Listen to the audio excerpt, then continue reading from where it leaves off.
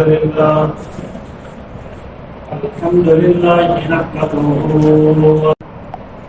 ونعوذ بالله من شرور أنفسنا ومن سيئات أعمالنا من يهده الله فلا مضل له ومن يضلل فلا هادي له ونشهد أن لا إله إلا الله وحده لا شريك له ولا وزير له ولا ند له ولا مثل له ولا مثال له ونشهد أن سيدنا وسندنا وحبيبنا وحبيب ربنا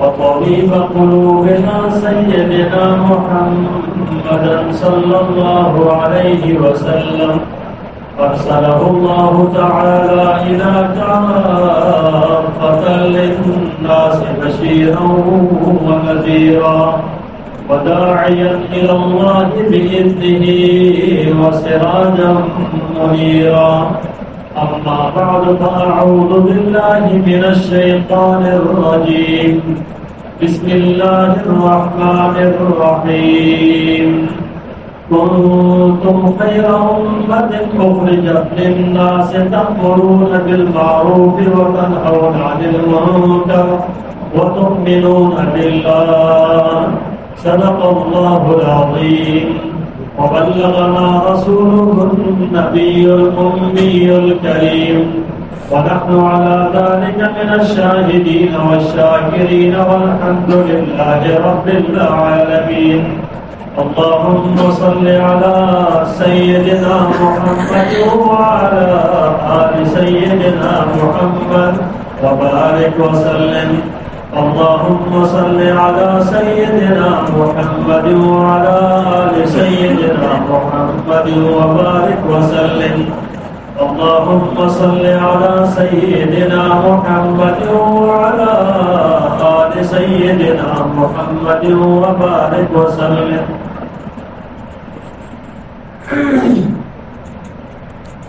رسول اللہ صلی اللہ علیہ وسلم جب سے نبوت ملی تو آپ کی ذمہ داری میں ایک ذمہ داری تھی کہ آپ نے امت تک پیغام اللہ کا پہنچایا. تو وہ جو اللہ کا پیغام آپ تک پہنچے تھا تو آپ نے آگے پہنچایا. تو پہلی چیز تھی کہ تعلیم حاصل کرنا. اب چونکہ رسول اللہ صلی اللہ علیہ وسلم کسی سے تعلیم تو نہیں حاصل کر سکتے تھے نہ آپ کوئی استاد ہے دنیا میں. تو آپ اللہ تبارک و تعالیٰ آپ کو وحی کے ذریعے سے علوم دیتے تھے اور آپ صلی اللہ علیہ وسلم پھر اس علوم کو جو آپ تک پہنچایا اس کو آگے لوگوں تک پہنچاتے تھے. اب آپ صلی اللہ علیہ وسلم اپنی زندگی کے اندر ہمیشہ جیسا پیغام آیا نا تو پیغام آنے کے بعد آگے لوگوں کو پہنچایا, لوگوں کو تبلیغ کی اور آپ نے وہ حکم لوگوں تک پہنچایا. اچھا, اب آپ صلی اللہ علیہ وسلم نے اس 23 سالہ زندگی کے اندر جو آپ پر بڑی نازل ہوتی ہے ایک قرآن مکمل ہوا. آپ نے پورا کا پورا قرآن جو آپ پر نازل ہوا آپ نے اس پورے قرآن کو امت تک پہنچا دیا. آج وہ قرآن ہم تک موجود ہے, پہنچایا ہوا ہے اور اللہ تبارک و تعالیٰ نے اس قرآن کی حفاظت کا ذمہ لیا اور آخر تک قیامت تک کسی طریقے سے پہنچا رہے گا. تو ذمہ داری تھی آپ کی پہنچانا, آپ نے پہنچا دیا. آپ صلی اللہ علیہ وسلم نے اس قرآن مجید کی تفسیر, تشریح اور وہ اپنے انداز کے اندر دین کا علم آگے تک پہنچایا. اس کو کہتے ہیں احادیث. تو آپ صلی اللہ علیہ وسلم نے ذخیرہ احادیث جو آج کل ہمارے پاس جو موجود ہے کتابوں کی صورت میں علماء کے پاس وہ امت تک پہنچایا. آپ نے پہنچانے کے بعد کیا فرمایا کہ اللہ کا حکم ہے یا ایھا الرسول بلغ ما انزل الیک, اے رسول آپ پہنچائیں جو آپ پر نازل ہوا نا آپ اس کو پہنچائیں. تو آپ صلی اللہ علیہ وسلم کو جب یہ حکم ملا کہ یا ایھا الرسول بلغ ما انزل الیک، پہنچا دیں، آپ صلی اللہ علیہ وسلم نے پہنچایا نا. پہنچانے کے بعد آپ نے سب صحابہ کو جمع کیا. جمع کرنے کے بعد اب آپ کا آخری وقت آپ دنیا سے رخصت ہو رہے ہیں. اس وقت آپ نے فرمایا لوگوں مجھے بتاؤ کہ کیا میں نے یہ دین، یہ امانت جو اللہ نے مجھے دی تھی تم تک پہنچا دی کہ نہیں؟ پہنچائی ہے نہیں. تو آپ نے فرمایا الا هل بلغتم، کہ میں نے جو ہے نا پہنچایا یا نہیں پہنچایا؟ الا هل بلغتم، کیا میں نے پہنچا دیا؟ کیا میں نے پہنچا دیا؟ تو سب صحابہ نے کہا بلغت وادیت الامانہ، بلغت، آپ نے پہنچا دیا، آپ نے امانت ادا کر دی اور امانت ادا کرنے کا حق ادا کر دیا. آپ نے پھر کیا فرمایا؟ اللہم فاشہد، اے اللہ آپ گواہ ہیں. اللہ آپ کیا دیکھیں نا، اندازہ کریں کہ جو اللہ نے نازل کیا نا اس کو امت تک پہنچایا، امت کو آخر میں پھر لے کر گواہ بنایا. یا کل کوئی یہ نہ کہے کہ نہیں پہنچا. الا هل بلغت، تو پہنچا دیا بھائی سب خبردار. اور سب نے کہا بلغت وادیت الامانہ، آپ نے امانت ادا کر دیا، آپ نے پہنچا دیا اور آپ نے اس کا حق ادا کر دیا. تو آپ پھر فرماتے اللہم فاشہد، اے اللہ آپ گواہ ہیں کہ یہ سب چیزیں میں نے پہنچا. اب اس کے بعد آپ صلی اللہ علیہ وسلم نے جب پہنچا دیا نا تو اگلی ذمہ داری، پھر آپ نے اگلی ذمہ داری، یہ ایک ہی کہنا ہے کہ علماء کی ذمہ داری اور طرح کی ہے. علماء کی ذمہ داری اور ہے. علماء انبیاء کے وارث ہیں. علماء انبیاء کے وارث ہیں. وارث کس طور پر ہیں کہ علماء وہ علوم سیکھتے ہیں نا، سیکھ کر جو ہے نا یہ واجب فرض کے آگے جا کر بہت سارے علوم سیکھ کر نا پھر آگے لے کر جا رہے ہوتے ہیں. لیکن بحیثیت امت آپ اللہ پاک کا حکم سامنے آیا. کیا آیا کہ بھئی کہ تم خیر امت، تم بہترین امت ہو، امت محمدیہ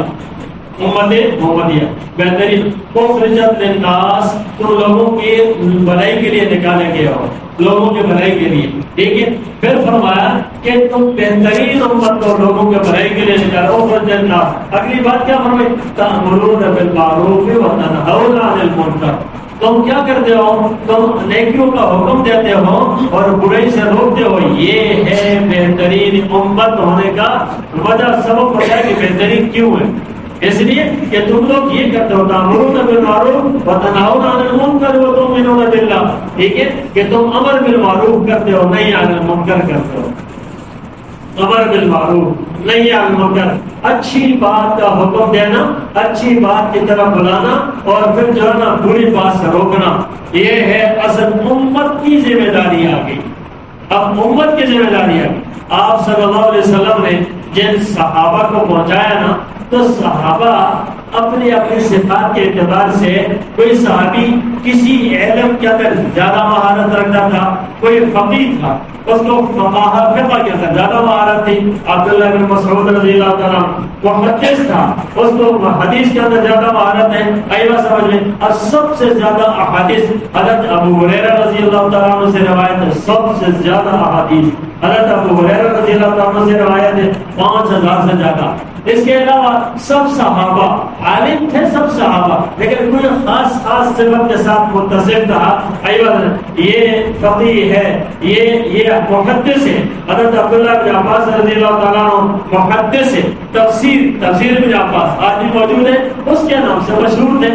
اپنے اپنے لیکن سب صحابہ علم رکھتے ہیں. سب صحابہ، اچھا سب صحابہ علم کیوں رکھتے ہیں؟ سب صحابہ نمازی تھے نا، سارے نمازی تھے، نماز کا علم سب کو آتا تھا. سارے صحابہ تاجر جو کرتے تجارت کرتے تھے، سب کو تجارت کا علم آتا تھا. سب صحابہ کرام جو زکات دیتا اس کو زکات کا علم آتا تھا. سب صحابہ کو ان چیزوں کا علم آتا تھا جو آپ صلی اللہ علیہ وسلم نے پہنچایا. آپ نے پہنچایا، صحابہ لیتے رہے اس کو، سارے صحابہ شاگرد، آپ صلی اللہ علیہ وسلم استاد اور معلم، آپ استاد و معلم، آپ نے کیا کیا؟ سب کو جمع کرنے کے بعد آپ نے پھر یہ فرمایا بھائی فَلْيُبَلِّغِ الشَّاهِدُ مِنْكُمُ الْغَائِبَ، یہ ذمہ داری لگا دی، فَلْيُبَلِّغِ الشَّاهِدُ مِنْكُمُ الْغَائِبَ، تم میں سے جو حاضر ہے نا، حاضر سارے حاضر، یہ غائب تک پہنچائیں، یہ غائب تک پہنچائیں۔ اب آگے نے ذمہ داری، آپ نے یہ ذمہ داری لگا دی، تم سب سیکھ رہے تھے، سب سیکھے ہو نا، اب یہ ذمہ داری تمہاری ہے کہ تم آگے غائبین تک پہنچاؤ۔ وہ غائبین تک علم چلتے چلتے چلتے چلتے آج ہمارے پاس یہ علم ان صحابہ کی محنتوں، اپنی ذمہ داری کو پورے کرنے کی بدولت آج پہنچا ہوا، وغیرہ قرآن اپنی اصلی صورت میں، احادیث اپنی اصلی صورت کے اندر، علم کی ظاہر کی صورت، نماز کیسے پڑھنے اس کی صورت ہمارے سامنے آئی، زکوٰۃ کیسے دینی ہے، حج کیسے کرنا ہے، اعمال کیسے کرنے، اس کی زندہ صورتیں عملی طور پر بھی سارے کرتے، یوں بتاتے وضو ایسے کرو، ایمانی اعمال ایسے کرو، نوافل ایسے پڑھو، بڑا کام ایسے، یہ بتائیں صحابہ نے بتایا۔ صحابہ کے بعد یہ چیز چلتی رہی، یہ چیز چلتی رہی۔ اب غور کرنے کی بات ہے، صحابہ پوری کی پوری جماعت تھی، صحابہ مجاہد بھی تھے، صحابہ تبلیغ کرنے والے بھی تھے، صحابہ معلم بھی تھے، تدریس کرنے والے بھی تھے۔ صحابہ کے اندر کون سے سبب، یہ جو عبادات ہے نا، یہ تو سب کے اندر ہی تھی نا، سب کے اندر تھی۔ تو صحابہ میدان جہاد کے اندر جہاد کرنے والے تھے، تبلیغ کے میدانوں میں تبلیغ کرنے والے تھے، تدریس کے میدانوں میں تدریس کرنے والے تھے، ٹھیک ہے، معلم تھے، اپنی اپنی ذمہ داری ہر لین کے اندر پوری کی۔ اب یہ کرتے رہے، اس کے بعد پھر آگے امت بڑھتی گئی، امت زیادہ ہوتی گئی، بڑھتی گئی، ذمہ داریاں ڈیوائڈ ہوتی گئی، کچھ ایک لین کو لے کر چلے تو اب سب کو ہر میدان میں پہنچنا مشکل تھا، ایک بھی کیا، اس کے ایک ہزاروں شاگرد کسی ایک کے مصدر فقیہ فقہ پڑھا رہا ہے نا، ہزاروں لاکھوں شاگرد یوں پڑھے، ایک ہے تفسیر کے اندر، ایک ہے مجاہد میدان جہاد کے اندر۔ تو ابو عبیدہ بن جراح رضی اللہ عنہ، خالد بن ولید رضی اللہ عنہ، کارنامے حضرت عورتوں میں حضرت خولہ رضی اللہ تعالی عنہا، حضرت خولہ مجاہدہ، حضرت زرار کی بہن میدان جہاد کے اندر تلوار لے کر ایسی گئی، اپنے بھائی کو اس نے جانا دشمنوں سے یوں ایسے وار کر کر کے چھوڑایا۔ تو میدان جہاد کے اندر ان کے کارنامے، اب یہ نا ہر میدان کے اندر، پھر اس کے بعد امت بڑھتی گئی تو ہر ایک ادھر کوئی تبلیغ کے میں لگا، ادھر جہاد کے اندر لگا، ادھر جو ہے نا ان نے حلقہ لگایا ہوا درس و تدریس کے اندر لگایا، امت تقسیم ہوتی گئی۔ اب حکم آیا کہ بھائی یہ امت کی ذمہ داری ہے، جس کو جتنا علم پہنچے اس کو آگے پہنچائے، جس کو جتنا علم پہنچے آگے پہنچائے۔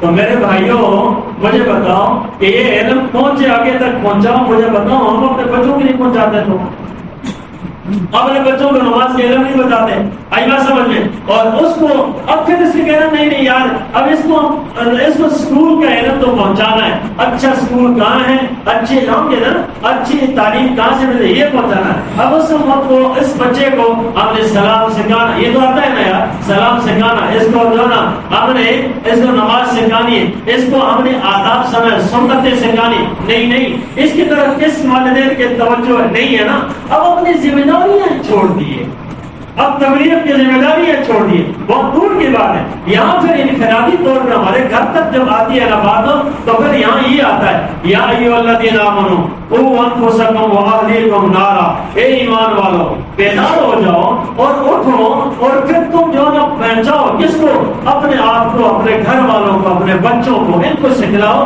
قوا انفسکم واہلیکم نارا، بچاؤ اپنے آپ کو بھی جہنم سے بچاؤ، اپنے بچوں کو بھی جہنم سے بچاؤ۔ کیسے بچائیں؟ ان کے یہ تعلیم دے تو بچیں، تبلیغ کریں تو پہنچے نا۔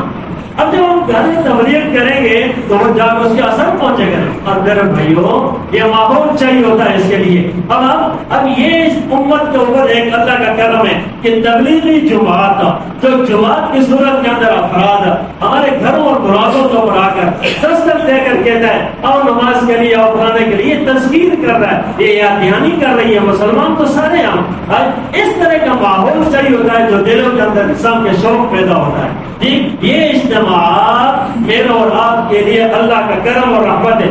عزت کرو، لیکن یہ اجتماع نہیں اور کیا ہے؟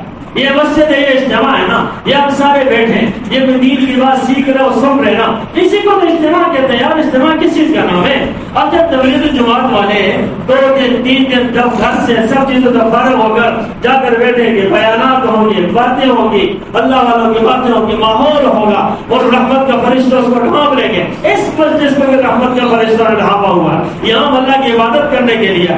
جب یہ باتیں سنیں گے، ہم جائیں گے، ہمارے بچے جائیں گے، دل پر اثر پڑے گی، دل کی دنیا بدلے گی، انسان کی سوچیں بدلے گی۔ یار نہیں، مجھے نیکی کرنا چاہیے یار، مجھے اللہ کی ماننا چاہیے، اللہ کی طرف آنا چاہیے۔ اس کے بغیر کیا ہے انسان کے بغیر سوچیں، کچھ اور سوچے ہیں، ہم نے کہاں جانا ہے؟ کہیں بھی نہیں۔ جب جانا تو اسی طرف جانا نا، اللہ کو راضی کرنے کے لیے۔ تو اس لیے میرے دوستوں، ہمارا بھی جو ہے اجتماع ہو رہا ہے، آج سے شروع ہے۔ یہ ابو القاسم مسجد ہے، یہ جو پرانا ٹول بنا تھا یہاں پر پیچھے، تھوڑا ٹائم نکال کر ضرور جائیں، ایوہ بیانات سنیں، ماحول کو دیکھیں۔ یہ تو سمجھ نہیں آتی، پیسہ اپنا خرچ کر رہے ہیں، حکومت نہیں چاہتے، مال و دولت نہیں چاہیے ان کو، اور کوئی اور نہیں چاہیے، کوئی جو ایسی کوئی کمپین نہیں چلا رہے۔ یار میرے بھائیو، اللہ کی طرف آ جاؤ۔ کیا پیارا جملہ ہے یار، یہ اللہ کی طرف آج برا جملہ ہے، یا تو رسول اللہ صلی اللہ علیہ وسلم کی سنتوں پر عمل کرو، کتنا اچھی بات ہے۔ ہم سب کی یہ ذمہ داری بنتی ہے، اس لیے اپنی ذمہ داریوں کے احساس ہے، اختلافات نہیں ہے،